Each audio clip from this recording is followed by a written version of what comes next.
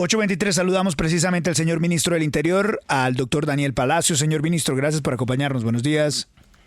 Buenos días, Luis Carlos. Un saludo muy especial para ti y para toda la audiencia. Señor ministro, a su manera de ver, ¿qué es lo más importante de esta ley?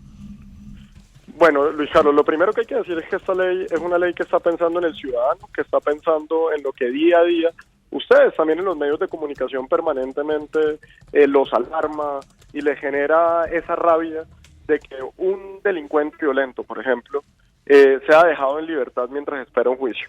Tal vez, a mi parecer, lo más importante y con lo que iniciaría es con que a partir de la sanción de esta ley, cuando un delincuente violento cometa un delito con la implementación de un arma de fuego, de un arma blanca o de un arma de letalidad reducida, cuando el juez de garantías considere la medida de aseguramiento, lo debe considerar un peligro para la sociedad y esa persona tendrá que ir a la cárcel. Quiere decir, el delincuente violento, mientras espera juicio en la cárcel y no en la calle.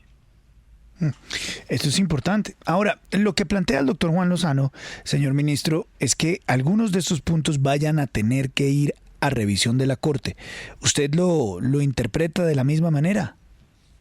Pues no tendrán que ir a revisión automática. Si eso es una ley ordinaria, si alguien lo demanda, pues eventualmente tendrá que tener esa evaluación por parte de la Corte Constitucional.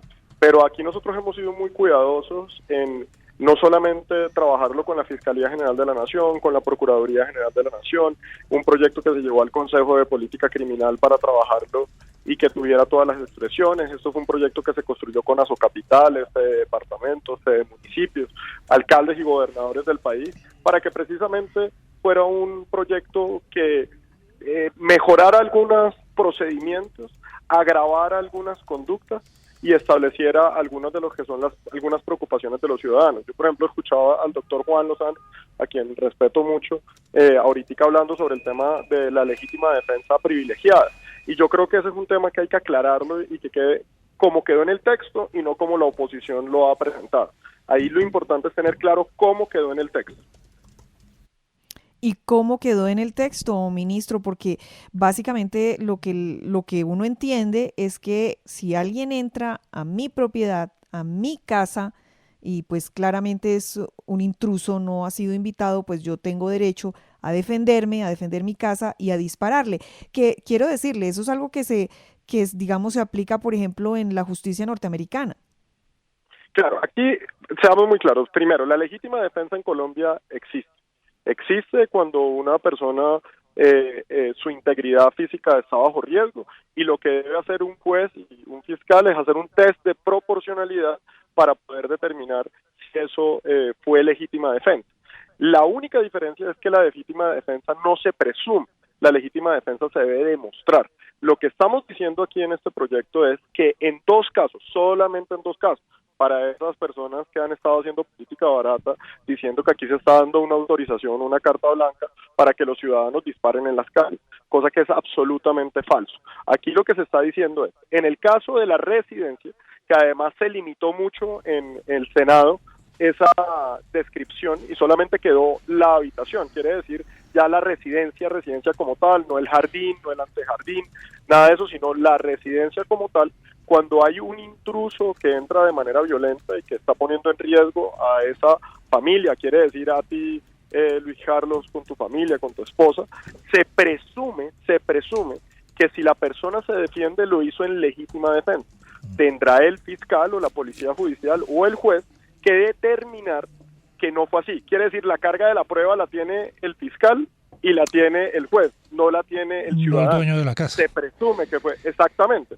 Y eso parte de un principio muy sencillo, Luis Carlos. Es que si yo estoy en mi casa a las 12 de la noche, alguien se mete, yo estoy con mi familia, pues yo no voy a ponerme a preguntar, abrir la puerta a preguntar, señor intruso, ¿usted a qué viene? ¿Viene a robarse un pedazo de carne? ¿Viene a violar a mi esposa? Dispara. ¿Viene a secuestrar a mi niño? ¿Viene a hacer qué? Pues yo me defiendo. Y ya será el juez el que tendrá que decidir si hubo proporcionalidad o no hubo proporcionalidad en la reacción.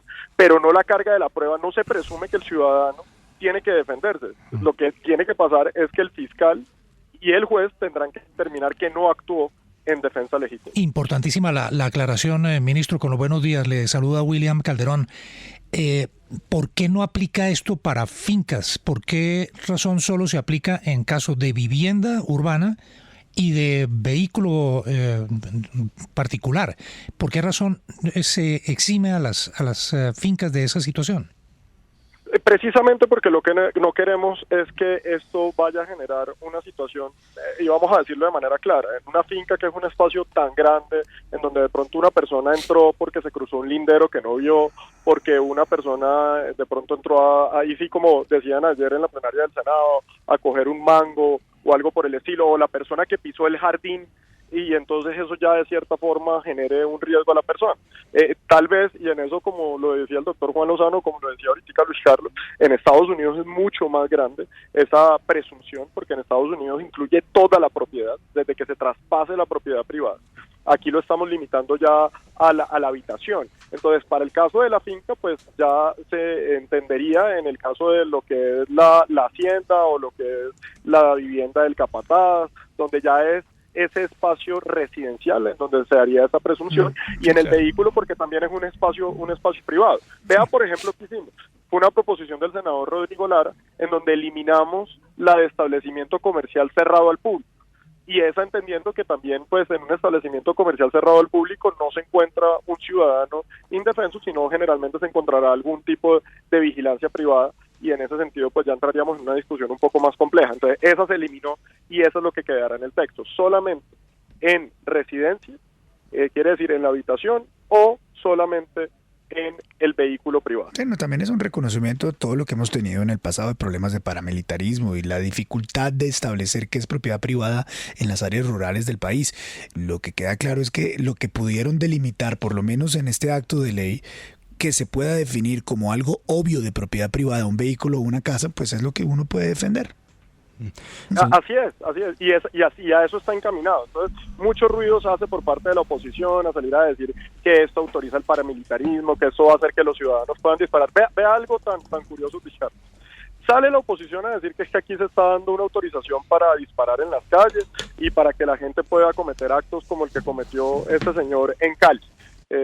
Andrés Escobar, si no estoy mal es el nombre sí, de esta persona. Escobar. Exacto. Nosotros aquí al revés, lo que estamos es limitando el uso de las armas traumáticas y las armas de letalidad reducida, estableciendo una reglamentación clara para el porte de esos instrumentos en Colombia, en donde tiene que ir al DCA, al Departamento de Control y Comercio de Armas, donde se le están poniendo unas restricciones. Entonces, es muy lejano lo que dice el texto a lo que la oposición ha dicho. No va a decir una cosa, Luis Carlos. Imagínese que en este proyecto de ley, que ya estará pronto para pasar a sanción presidencial, estamos estableciendo que en Colombia, quien asesine a un miembro de la fuerza pública, quien asesina a un periodista, quien asesina a un líder social, defensor de derechos humanos o un menor de edad, tendrá la condena más alta en el país, que es de 58 años de cárcel. Ellos votaron en contra de eso, de pronto porque estaba la fuerza pública y les incomoda, pero votar en contra de que los líderes sociales, defensores de derechos humanos, periodistas y menores de edad tengan la sanción más alta en Colombia, pues a mí eso la verdad me excede mi capacidad, porque siempre hablan sobre el liderazgo social, sobre defender a los defensores de derechos humanos y a los periodistas, y cuando tienen la oportunidad de votar algo que es ejemplar, que los sanciona, en donde dice que esta población tiene más riesgo y es más vulnerable que el resto, deciden votar en contra y salir más bien a demandar. Sí, señor ministro, pero ese apartado específico del cual usted nos está hablando sobre la ampliación de penas para homicidios en contra de policías, líderes sociales, periodistas, ¿esa era la idea original del gobierno o el gobierno había pasado el proyecto solamente con ampliación de penas para homicidios contra policías? Como existía hoy en la legislación, estaba para menores de edad. Luego nosotros en el primer paso por la comisión primera teníamos fuerza pública. En la última examinación que hicimos con la Fiscalía General de la Nación, y en esto tengo que ser muy claro, fue con la Fiscalía General de la Nación en donde estábamos evaluando la proporcionalidad, en una reunión entre el Ministerio del Interior, Ministerio de Justicia y Fiscalía, decidimos que los líderes sociales, los defensores de derechos humanos y los periodistas deberían estar. Así fue radicada en la ponencia para último debate, tanto en Cámara como en Senado. Ministro, buenos días. Lo saluda Juan Lozano. Muy importante que se haya podido aprobar este proyecto en las extras. Yo tengo una duda sobre lo que sigue en materia de habilitación de infraestructura carcelaria para que estén ahí la nueva población que va a estar privada de la libertad, el rollo de las URIs colmatadas en cada ciudad, la sobrepoblación carcelaria. ¿Esto estará acompañado de un plan de choque para multiplicar la infraestructura para los retenidos y luego para los condenados?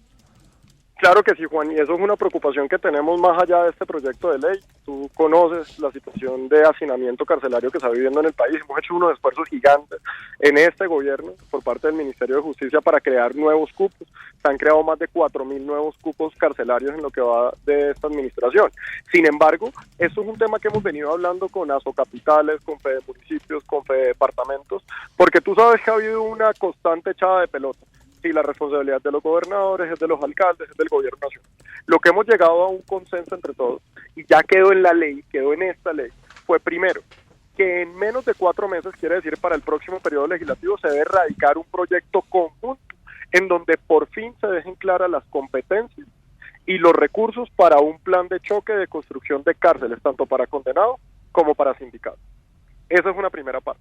Segunda parte, se deja claridad que se puede hacer la implementación de alianzas público-privado para la construcción de centros carcelarios o centros penitenciarios.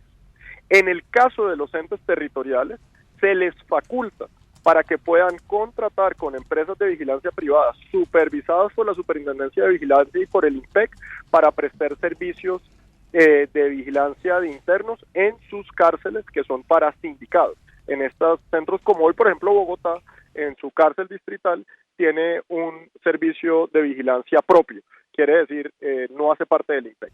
Y lo que estamos dejando claro para el orden nacional es que si bien a través de una APP se puede construir una cárcel, la operación debe ser única y exclusivamente por parte del INPEC. Son las 8 de la mañana, 35 minutos, señor ministro del Interior, Daniel Palacios. Como siempre, gracias por atendernos aquí en la FM. Muy amable, muy gentil. No, Luis Carlos, muchas gracias a ti y feliz Navidad para toda la mesa de trabajo. Feliz Navidad, ministro. 8:35 titulares cada media hora aquí en la FM. Las noticias como son.